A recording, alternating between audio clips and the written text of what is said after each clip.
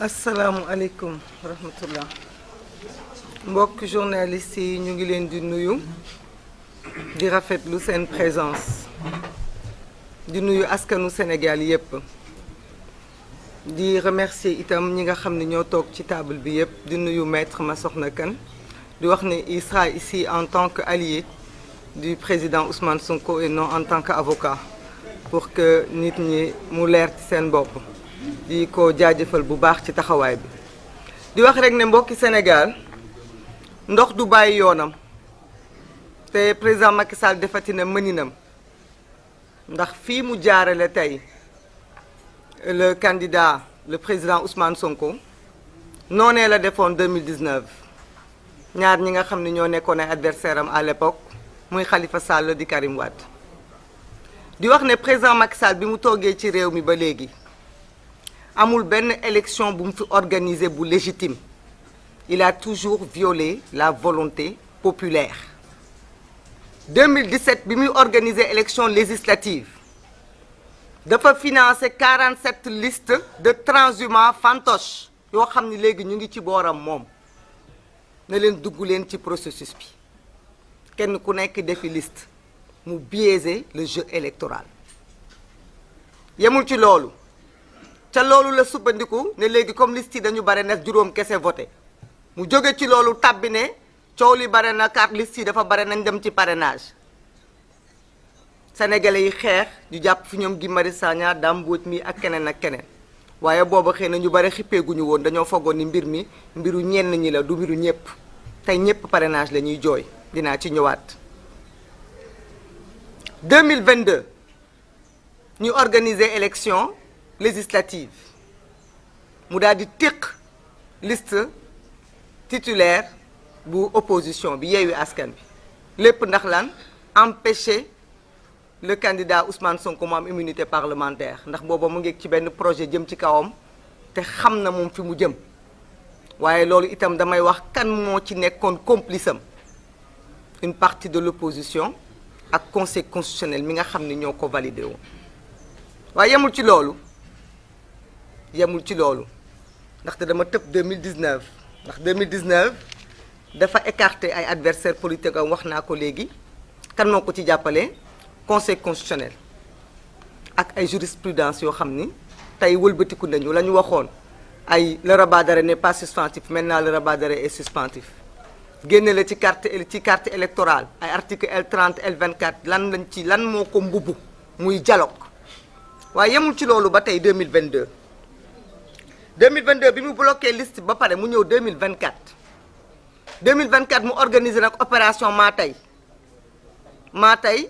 jël 260 candidatures yoo xamante ne caaxaan faaxe la sànni leen ci liste bi toog ba mu neex ko mu def ci ay pré admis 93 pré admis waaye loolu yëpp benn kese moo ko ci amoon importance muy bi tax coow li am muy candidature bi nga xamante ne moo tax conseil constitutionnel mënatul sax appliquer propre jurisprudence am yi mu appliqué woon ma Samba ak ma Demba ak ma Paate mais fii il faut mu inventé wu waat créer ay yu bees mooy conseil constitutionnel su demee ba moom war a wax ci li nga xam ni mooy processus électoral bi ñëw amul lu muy teg ci loxo sénégalais yi lu dul candidat bii ma tere woon barki démb ne ko du bokk ndaxte ay papier am dafa manqué nangu naa léegi ni papier am manqué wul ndax coobare administration la jox naa ko dëgg ci kaw administration jox ko dëgg ci kaw Sénat mais nag danaa dem làqarti leneen loo xamante ne dama ni samay prérogative la mais nag encore une fois dafa am ñu ko ci jàppale fii nag dama bëgg ngeen remarquer bu baax kan moo jàppale waat conseil constitutionnel Henri Ciré Ba cour suprême ci lu conseil constitutionnel wax na ñoom ñoo ko yët dossier bi nga xam ni moo tax ñu war a téye le candidat Ousmane Sonko dossier boobu ñu wax ni dañ ko war a téye ñu dossier diffamation Sénégal xam naa ni fii kenn waxu fi kenn lu mu xamul mais du tere ñuy taxaw ci mbir yi dossier bi ñu ne moom moo tax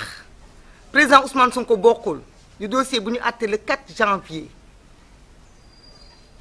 dernièrement tey la ñaata 22 janvier le 4 janvier bi ñu àtte dossier boobu fekk na 25 jours plus tôt déposé nañu les dossiers au niveau du conseil constitutionnel fekk fekk na plus de 68 jours avant processus électoral bi commencé na ndax depuis le 28 octobre la démarré le 28 octobre le processus électoral commencé le 4 janvier benn décision ñëw conseil constitutionnel nañu décision boobu am na capacité rétroactive ba tere candidature du président Ousmane Sonko bokk dama ni mbokk yi conseil constitutionnel ay pyromane lañu. Conseil constitutionnel, c'est le danger de ce pays. Ils ont perdu tout respect. Ils ont perdu toute crédibilité pour arbitrer cette élection-là. ay la yow nag c'est pas la première fois wax naa leen ko ci seen processus 2017 ba léegi lu président Macky Sall bëgg a def ci seen loxo la koy daganalee avec la complicité d'une certaine opposition qui n'a pas compris ndaxte nag lii yépp nu ko président Macky Sall di lewalee mooy ci ay dialogue la koy jaarale mooy ci ay waxtaan la koy lewalee ci la koy teg ba nit ñi foog ne lu amal njëriñ la mais au finish lenn kese lañ ci mën a retenir xam ngeen mooy lan mooy une volonté manifeste de violer le suffrage du peuple sénégalais une volonté manifeste d'orienter la destinée d'un peuple def nañu ko 2017 def ñu ko 2019 def ñu ko 2022 tey ñu bëgg ñu ko def 2024 mbokk yi ñun est-ce que pare nañu tey bi may wax ak yéen du ñun ñoo choisir bisu tey bi tey le 22 janvier 2024 22 janvier 2023 un an jour pour jour lañ tase woon fële ca Kër Massar defoon li ñuy wax le pacte de Kër Massar avec le président Ousmane Sonko pacte boobu lan la wax mooy ñun ñëpp pare nañu pour jàmmaarloog le régime du président Macky Sall pare nañu pour sécuriser le projet pare nañu pour libérer le Sénégal j'ai pas dit pare nañu pour taal Sénégal attention pare nañu pour libérer le Sénégal dafa am lu mu laaj beaucoup de gens disent pare nañu pour dem élection waaye est-ce que réellement pare nañu ndax élection na ku ciy dem processus bu transparent moo la fa yóbbu élection ku ciy dem yor sa carte baax na carte yi moo wóor ñu ko jëleegul nañ ko jëli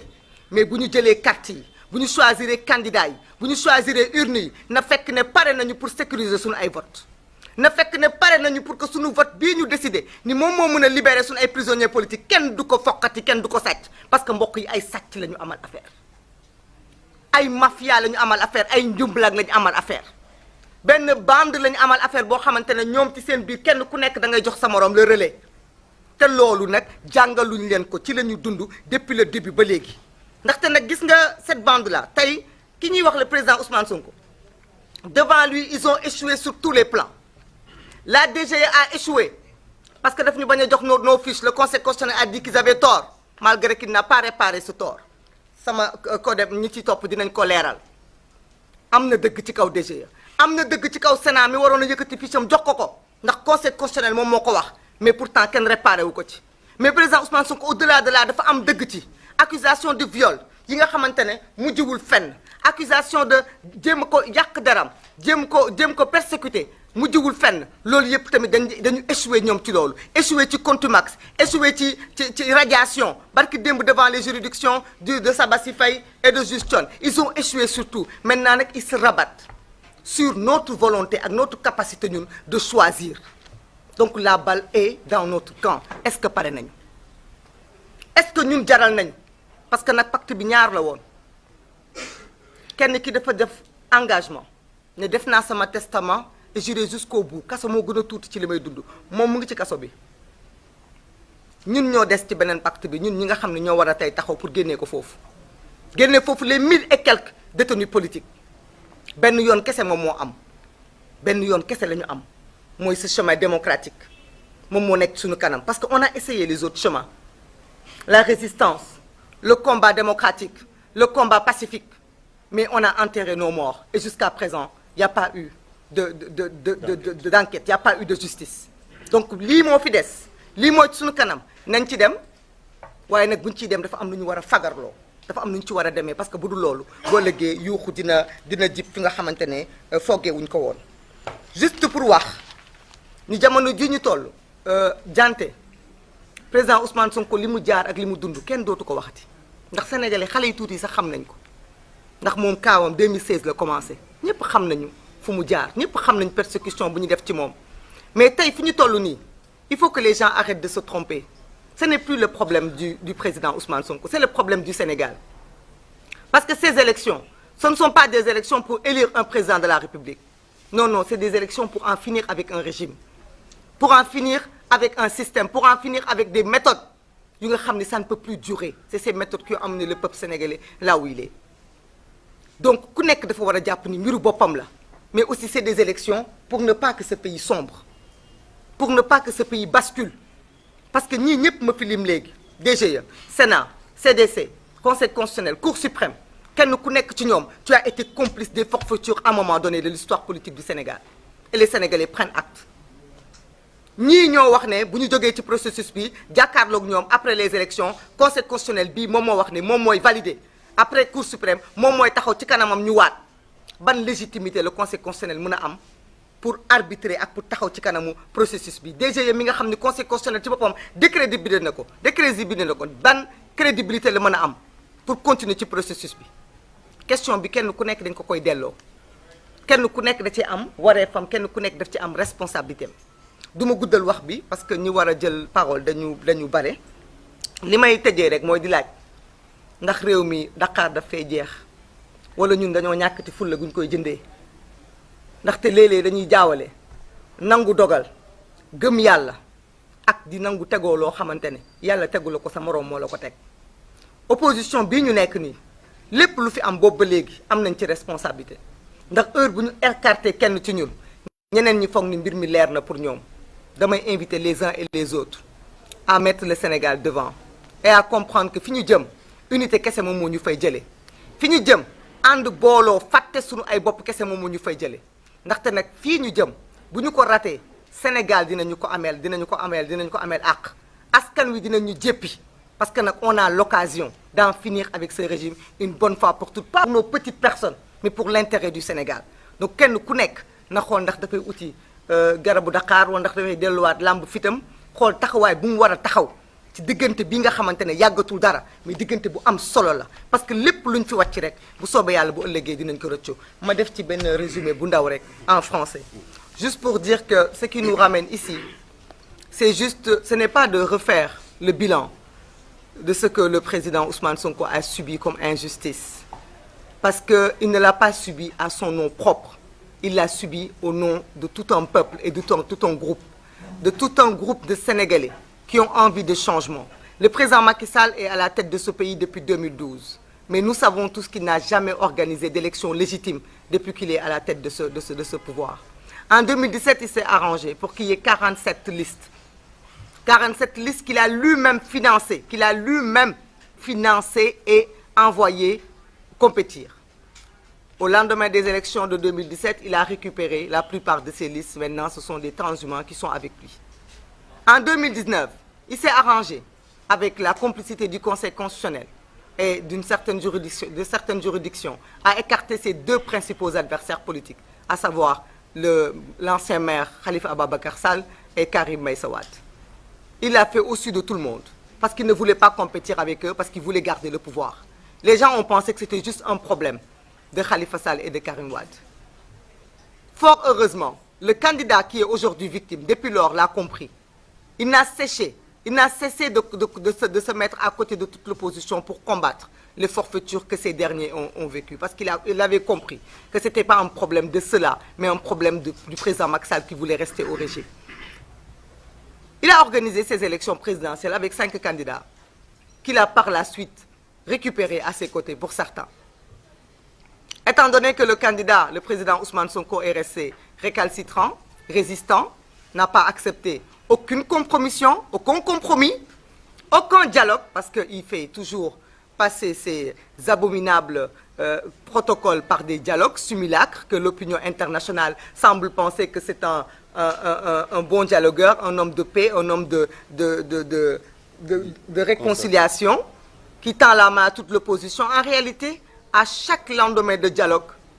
il y a des deals et des soubassements politico-judiciaires qui s'en résultent. Il s'arrange toujours